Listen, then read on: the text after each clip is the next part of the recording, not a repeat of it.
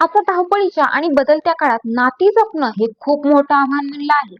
लग्न म्हणजे आयुष्यभराची साथ, समजूतदारपणा आणि विश्वास यांचा प्रवास असं मानलं जातं. पण वास्तवात अनेकदा अगदी छोट्या कारणांमुळेही मोठे निर्णय घेतले जातात.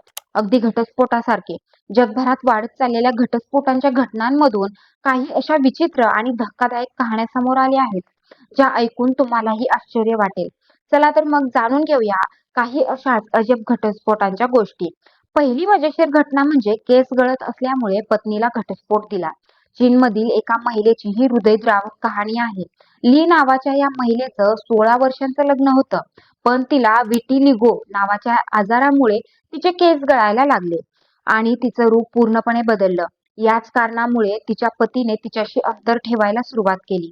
उपचारात साथ देणं तर दूरच, तो तिला सार्वजनिक ठिकाणी घेऊन जायलाही टाळू लागला.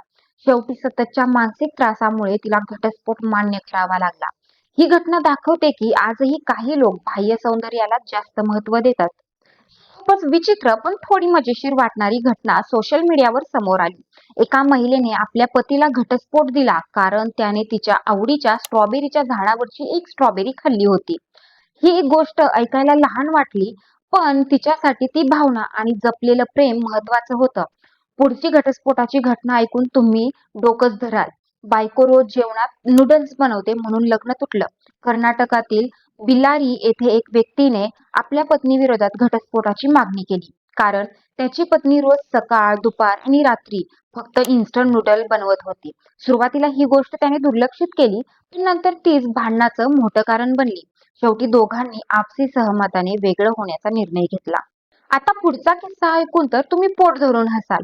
नवरा कधीच भांडत नाही, यामुळे पतीने मागितला घटस्फोट. उत्तर प्रदेशातील चंबल येथे एक अनोखी घटना घडली. महिलेने फक्त 18 महिन्यात घटस्फोट मागितला कारण तिचा पती खूप प्रेमळ होता. तो कधीच भांडत नव्हता, कधी रागावत नव्हता आणि हेच तिच्यासाठी घुसमट बनलं. तिला वाटत होतं की नात्यात थोडंफार भांडणही गरजेचं असतात. मात्र तिची मागणी न्यायालयाने फेटाळून लावली. पुढचा किस्सा हनीमूनशी संबंधित आहे. इटलीतील एका नवविवाहित जोडप्याची ही गोष्ट आहे. हनीमूनसाठी गेलेल्या या जोडप्याबरोबर पतीने आपल्या आईसाठीही त्याच हॉटेलमध्ये रूम बुक केली होती, तेही अगदी शेजारीच. पत्नीला ही गोष्ट कळताच तिचा रोमॅन्टिक ट्रिपचा अनुभव पूर्णपणे बिघडला. या घटनेनंतर काहीच दिवसात तिने घटस्फोटासाठी अर्ज केला. यावरून हे स्पष्ट होतं की नात्यांमध्ये बाउंड्रीज ठेवणं किती महत्वाचं आहे.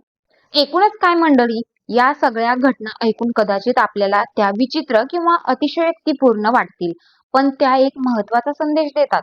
नातं टिकवण्यासाठी फक्त प्रेम पुरेसं नसतं, तर समजूतदारपणा, संवाद आणि परस्पर आदरही तितकाच गरजेचा असतो.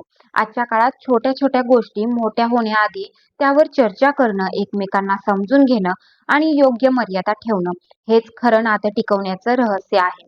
तुम्हाला यातील घटस्फोटाचा कोणता किस्सा सर्वाधिक मजेशीर वाटला? कमेंट करून आम्हाला नक्की कळवा. व्हिडिओ आवडल्यास लाईक, शेअर आणि चॅनेलला सबस्क्राईब करायला विसरू नका. धन्यवाद.